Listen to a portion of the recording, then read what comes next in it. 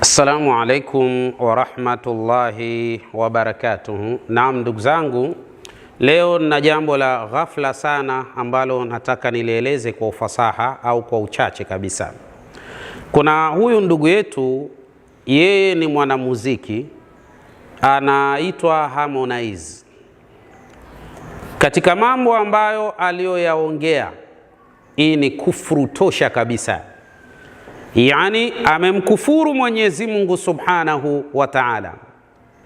Jambo la kwanza, anasema bila uoga, bila wasiwasi, bila hofu ya kwamba anahisi kwa namna jinsi ambavyo ilivyo kwamba huenda Mwenyezi Mungu akawa ni mwanamke. Huenda kwa nafasi kubwa sana Mwenyezi Mungu akawa mwanamke. Alafu hapo anasema ingawa katika vitabu vya dini sisi tunajua Mwenyezi Mungu hafanani, tena akasoma kul huwa Allahu ahad Allahu samadu lam yalid wa lam yulad wa lam yakul lahu kufuwan ahad. Afanani ingana kitabu vya dini vinavyosema kwamba Mwenyezi Mungu hafanani wala hafananishi. Posti yangu kiendelea kusema hivyo. Pingani na vitabu vya dini vinavyosema kwamba Mungu hafanani wala hafananishi. Kwa sababu vitabu vyote vinasema, tunaweza kusomea na aya kul Allahu ahad Allahu samad lam yalid wa lam yulad wa lam yakul lahu kufuwan ahad. Kama wewe umeweza kusoma ukasema Mwenyezi Mungu hafanani na chochote, kwa nini unasema huenda? Maana yake imani yako ina udhaifu, na maana yake ya kwamba ukiwa katika hali ya huenda, wewe sio Muislamu, wewe ni kafiri wa kawaida katika hali ya namna moja au nyingine. Hilo jambo la kwanza. Lakini jambo la pili ambalo alolisema hatari sana katika hali ya namna hiyo, akasema Waislamu, akasema ya kwamba sisi tumekaririshwa toka watoto, tumekaririshwa misikitini, makanisani. Tumeaminishwa tangu tukiwa tunakuwa, ukienda kanisani, ukienda msikitini, Mungu Baba, Mungu Baba, tuko tunaamini hivyo.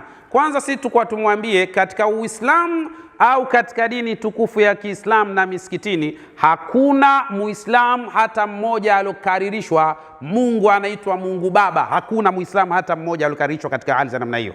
Ni yeye mwenyewe, na kila siku tunamwona yuko bize na wanawake, mara mwanamke huyu, mara mwanamke yule, mara kaenda makanisani, basi ilimradi ni mtu ambaye hata asioeleweka yeye ni mtu wa hali ya namna gani. Hujulikani ni Muislamu, hujulikani ni Mkristo. Leo upo kanisani, kesho uko msikitini. Sasa wewe ni mtu wa namna gani? Lazima uyaseme hayo ambao unayasema, kwa sababu hueleweki. Ujielewe mwenyewe hapo ulipo, utamuelewa Mwenyezi Mungu kweli? Haya, anasema ya kwamba hajawahi mtu kukaa hata siku moja akajiuliza huyo Mungu yupoje? Wewe mwenyewe umetoka kusoma hapo aya hafanani na chochote, alafu unataka kujiuliza yupoje? Unaona mambo jinsi yalivyo. Maana yake inaonyesha kabisa ya kwamba wewe hujielewi, na inawezekana ikawa bangi unazovuta pia zimeenda mahala pabaya katika hali ya namna moja au nyingine. Hii ni hatari kabisa katika mazingira kama haya. Yani anataka kujua Mungu yupoje. Mtume Muhammadin sallallahu alaihi wasallama amesema kuna watu akhiri zamani zikifika, mwisho wa ulimwengu, kuna watu watafika wakati wataanza kujiuliza, je, huyu Mwenyezi Mungu khalaqa kulla shay'in, ameumba kila kitu, faman khalaqahu, sasa yeye mwenyewe Mwenyezi Mungu alomuumba ni nani katika hali za namna hii? Eti anashangaa kuona kwamba mwanamke anabeba ujauzito, kisha mtoto anapita katika hatua moja kwenda katika hatua nyingine. Sasa jiulize swali, kwa hali ya namna hiyo, basi anahisi Mungu anaweza kuwa mwanamke eti kwa hali ya namna hiyo? Kwa nini usiwaze Mungu ni kama mama fulani hivi? Kwa sababu ukiwaza mama tisi na make sense, kwa sababu production ya mwanadamu yeyote hatua kwa hatua inakamilika tumboni kwa mama. Kwa nini usiwaze hivyo? Jiulize kwanza, anayesababisha hatua hizo ziweze kupita ni nani? Ndio utapata majibu yaliyo sawa sawa biidhnillah subhanahu wa ta'ala. Lakini kabla ya kufikia katika hatua hizo, mwanadamu anaanza katika sulbi, kwa maana katika mgongo wa mama. Labda nianze aslul mas'ala. Asili ya mwanadamu kwanza ni udongo. Hilo jambo kwanza ulifahamu.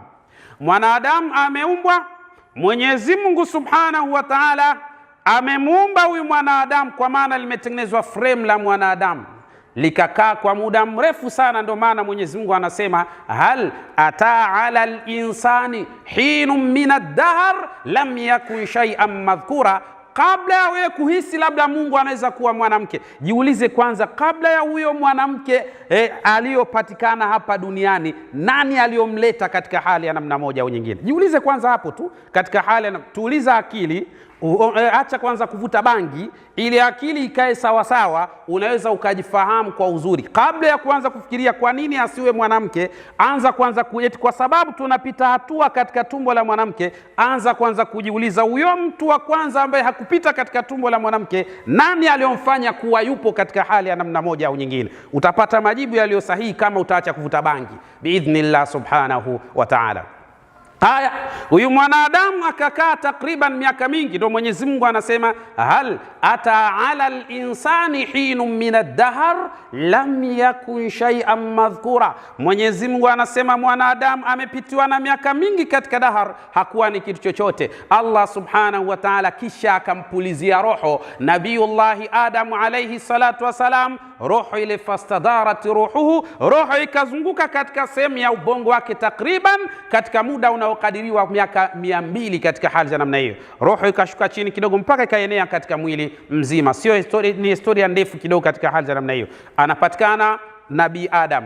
Baada ya hapo Allah anamtoa Bi Hawa, mama yetu mama Hawa anatolewa katika ubavu wa Nabiyullahi Adam alayhi salatu wasalam. Hilo ushangai, unashangaa hatua za ujauzito ndani ya tumbo la mama ndio ikakupelekea wewe kuona kwamba huyu mwanamke atakuwa Mungu. Anawezekana Mungu akawa na jinsia ya kike. Subhanallah, subhanallah. Hii ni kufru, ni ya wazi wazi, na tunakuambia rejea kwa Mwenyezi Mungu subhanahu wa ta'ala, kwa sababu haya uliyosema ni hatari kubwa mno kwako katika hali ya namna moja au nyingine. Hatari sana katika hali za namna hiyo. Kabla ya kufikiria hatua za ujauzito, fikiria kwanza hatua za huyu ambaye ametolewa katika ubavu wa Nabiyullahi Adam alayhi salatu wasalam. Wallahi ni hatari sana. Usimpe Mwenyezi Mungu maumbile. Eti wakati ukikaa unaweza ukahisi labda Mwenyezi Mungu ni jabali fulani kubwa lina madevu hivi. Mungu ni zee fulani, yani limekaa sehemu kama limlima hivi lina madevu. Hizo sio fikra za Kiislamu. Hizo ni fikra za bangi. Sio fikra za Kiislamu hata siku moja. Hakuna Muislamu yoyote kwamba eti akikaa na mdhukuru Allah fikra yake inakuja katika akili yake kwamba ni jabali fulani hivi lina madevu hivi na nini ndio yani hatuna Mungu wa staili hiyo mzee wangu. Hatuna Mungu wa staili hiyo kabisa. Mola wetu ni yule ambaye sifa yake kwanza hakuzaa, hakuzaliwa, halali, hafanani na chochote. Huyo ndio Mungu wetu Allah subhanahu wa ta'ala. Kwa hiyo wewe unayejiita Harmonize, rudi kwa Mwenyezi Mungu subhanahu wa ta'ala. Na bila shaka kilichokuchanganya ni hao wanawake. Yani na inaonekana wewe ni mshamba sana wa wanawake. Yani acha ushamba. Yani wewe ni ushamba tu ndio ambao unakupelekea katika hali za namna hiyo. Yani kana ni mshamba mno katika swala la wanawake hili.